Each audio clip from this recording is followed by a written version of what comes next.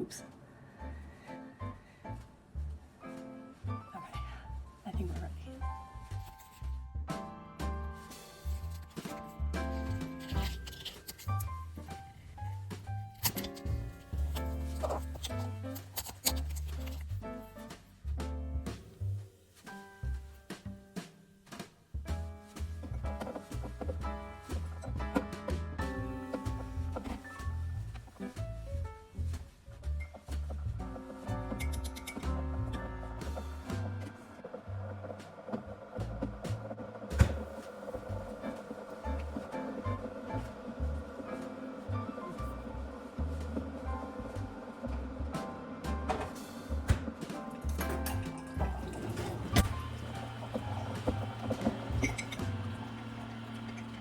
It's that lunchtime cuppa that just does the body good. It's doing wonders for my voice. It's coming back. It's coming back. I promise. It's coming back. So today was funny because I spent the entire morning making phone calls like I was going on tour or something, like trying to schedule myself or overschedule myself, because in December, if you're an insured person like I am, you have to get everything done, all of your doctor appointments done before the end of the year, right? So here I am like, hello endocrinologist, hello primary care, hello eye doctor, hello gynecologist, hello endocrinologist, like all of them trying to get in before December 31st, just like everybody else, like an idiot. But the way the program works, the way the healthcare system works, and don't get me started, is that at least with my doctors, you can't book out on your last appointment. You have to wait like 6 months before you can make your appointment. And then I always tend to forget. So that's on me. I need to learn how to schedule myself better and put reminders in my calendar so that on December 2nd, I'm not scrambling to make appointments with everybody at the last minute. So that's the deal there. It's fitting because today's fortune from the Year of Fortunes book, December 2nd, says your body issues will work themselves out. Now, many of you know, and maybe some of you don't, that in the past 10, 12 years, I've lost 140 pounds, give or take like a 10-pound window here and there. So like making doctor's appointments in December kind of gives me a little bit of the ick if I'm not, lying to myself. The thing about doctors is, ever since I was a little kid, doctors were always like that figure of authority. And also I was raised by boomers. So that figure of authority, you don't question authority. And doctors were basically, really mean and didn't really hear the patient, didn't advocate for the patient. I don't even know if they do that now, really. I mean, you kind of have to advocate for yourself if you're going through some stuff. You just do.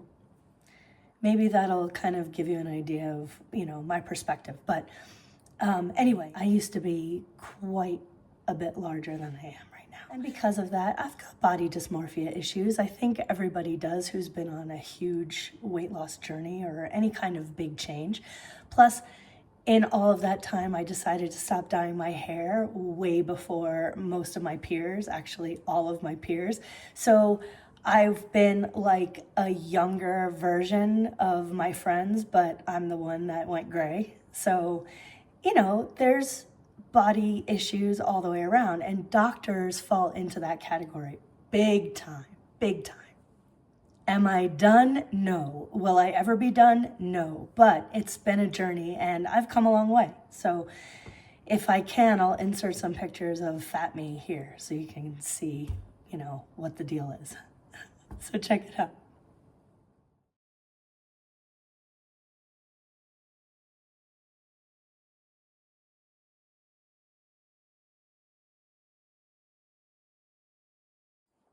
Now, in my experience, doctors don't like when you advocate for yourself. They don't like that you've read books or you're up on some current new thing.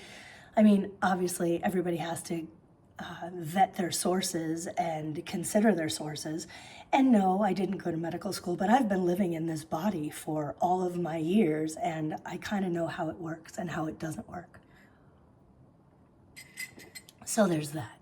If any of you are in the Albuquerque area and you know of a holistic doctor, or you know someone who will fully treat the whole body of a patient and really identify, lifestyle and nutrition and exercise and things that you do and how you read and what you consume, just everything that goes into, hormones and changes and time of life and stages of life that we're in, now that I'm older, yeah, I'm perimenopausal. I'm not there yet, but, approaching. I'm no longer scared to speak up anymore in a doctor's office, and I'm proud of myself for that. I've learned to advocate for myself, and I highly recommend that you do it too.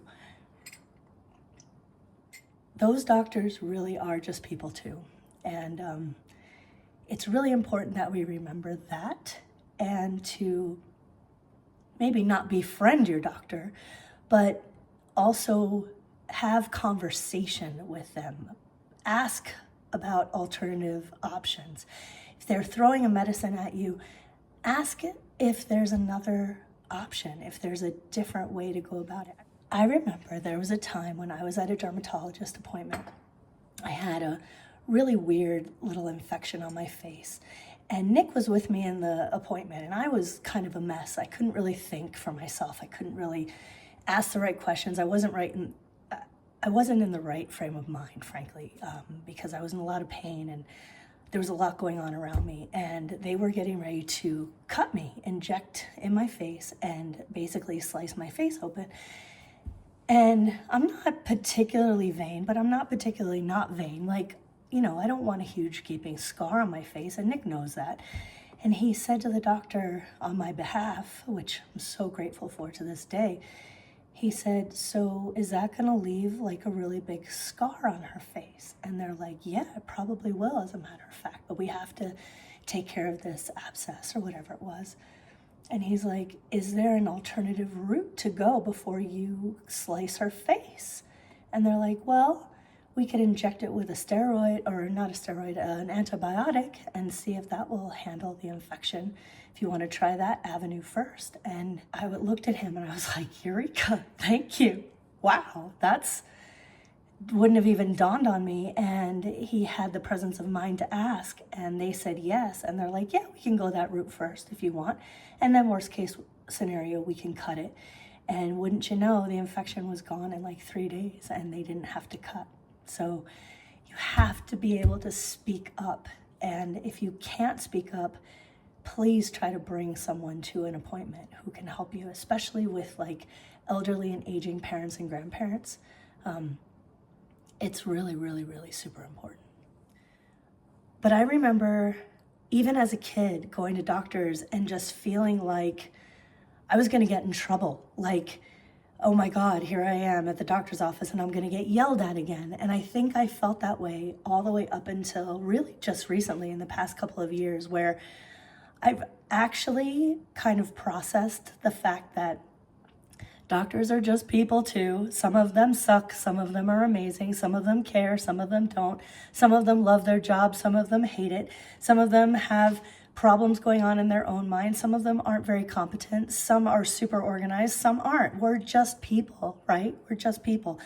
They're not the end all be all. And, you have to approach your doctor or doctors as a team, right? Because in Western medicine, nobody deals with the whole body. We're compartmentalized. We're funneled into specialists that don't work with the whole body. So, do doctors really know much about nutrition and all of the things, stress reduction and mental health and all of the things that, are connected and affect each other, and, not just covering up symptoms, but actually solving root problems. And that's sort of what I'm after all the time. That's what I want, is a holistic approach. So I guess what I'm trying to say is, like, over the years with doctor's appointments and, my body and how I feel like doctors have treated me and my body over the years, doctor appointments are becoming less and less like, oh God, I'm being summoned to the principal's office, and more like, okay, this is an opportunity for me to go in with my list. You know, I go in prepared. I've got my data, I've got my symptoms, I've got, you know, everything that I want to talk about in a list on my phone or in hand. I make a copy for my doctor too, so we can go through things. So A, I'm not rushed. B, I don't miss anything. And C, you know, I have a piece of paper or something where I can take notes and, you know, think about the conversation that we're having, and other things will come to mind as we're having the conversation. That's super helpful. Dang it, wouldn't you know it? I never hit record, but we found day number 2.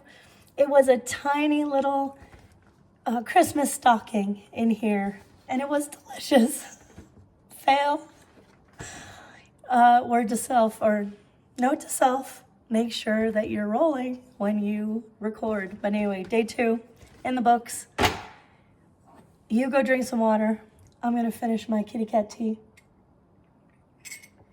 I'm getting better, which is a wonderful feeling. And you stay delicious, and I will see you tomorrow. Thank you so much for watching. Happy Vlogmas. Bye.